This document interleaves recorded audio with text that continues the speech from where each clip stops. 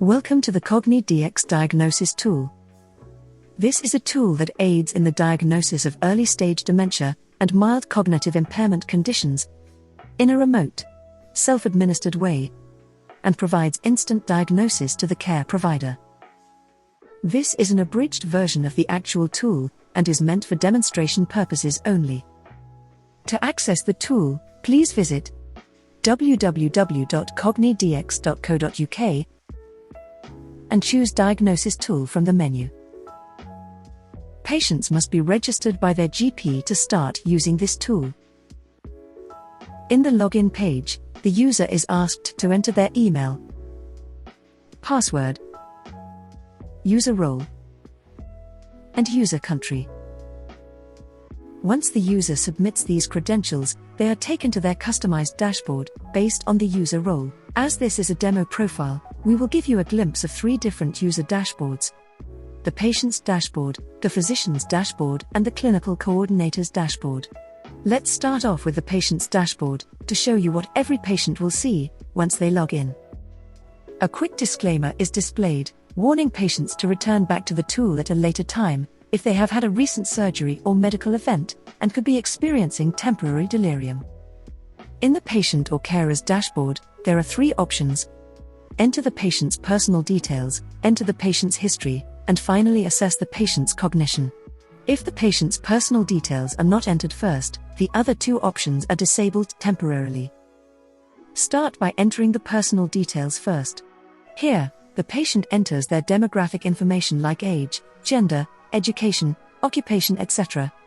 Once submitted, the patient then goes back to the dashboard to start entering the other information. In the main dashboard, the history and assessments are now enabled and ready to be filled.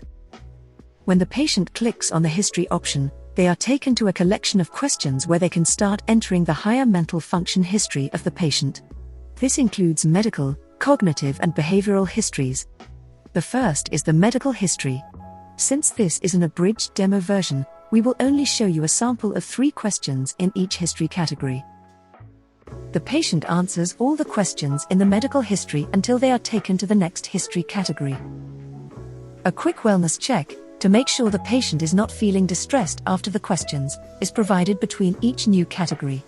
If the patient wishes to stop and continue later, they can do that now. Otherwise, the patient continues to the cognitive history category. In this category, questions related to the patient's cognition like remembering events and dates, forgetting to lock the house, having financial difficulties, etc., are asked. Once this category is finished, the patient is taken to the final category, which is the behavioral history.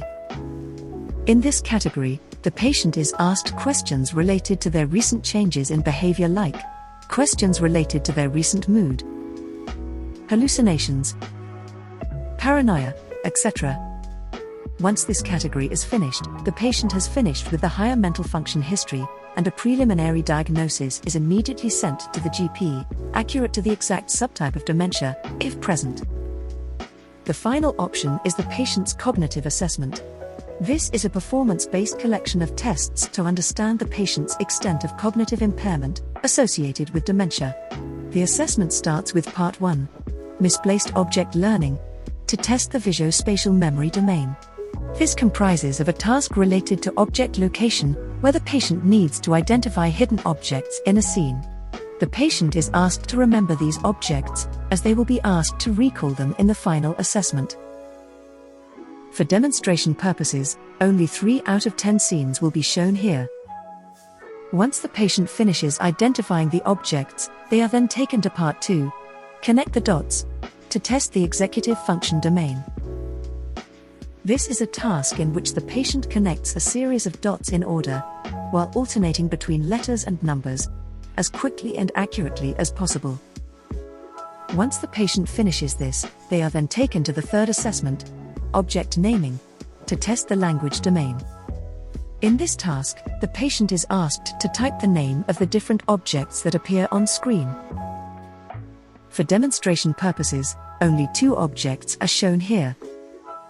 Once this is done, the patient is then taken to the 4th assessment, Sentence Comprehension, to continue testing the language domain.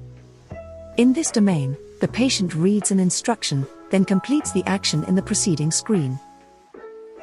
For example, place the blue triangle to the left of the yellow triangle.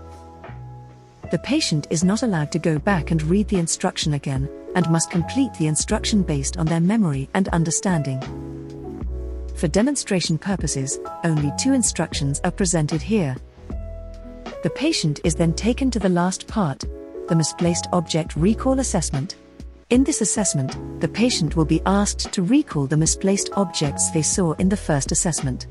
They will be asked to recall in which scene they saw the object, and in which position on the screen was the object placed. For demonstration purposes, only 1 picture will be asked to recall. The patient is now finished with all the assessments, and the report is ready for the GP to read.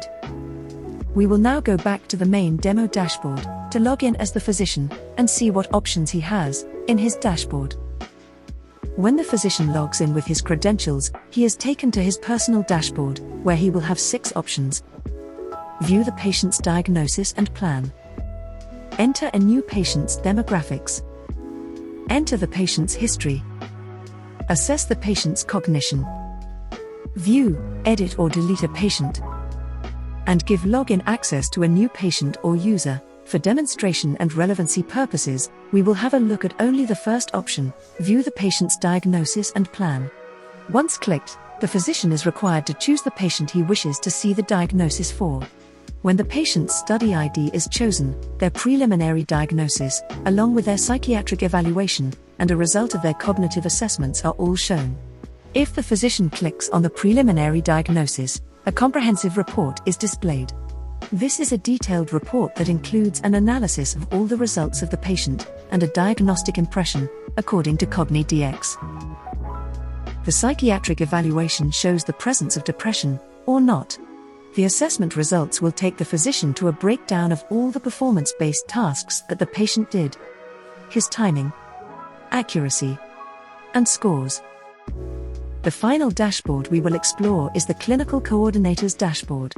The Clinical Coordinator's main responsibility is to register new patients in their institute, view a list of registered patients, and add new users for their institute.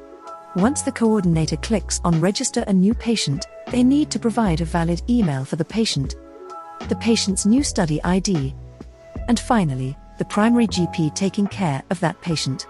Once the patient is registered, an automatic email is sent to the patient, along with a temporary login password, their user role and country, as well as their study ID. This information will then be used by the new patient to log in and start using the Cogni.Dx diagnosis tool. With this final dashboard, we come to the end of this demo. We hope you found it useful and will advise your patients to use it, so that you can save time, effort and inappropriate referrals to the memory clinics. Thank you for watching this demo, and choosing Cogni.Dx as your aid to quick dementia diagnosis.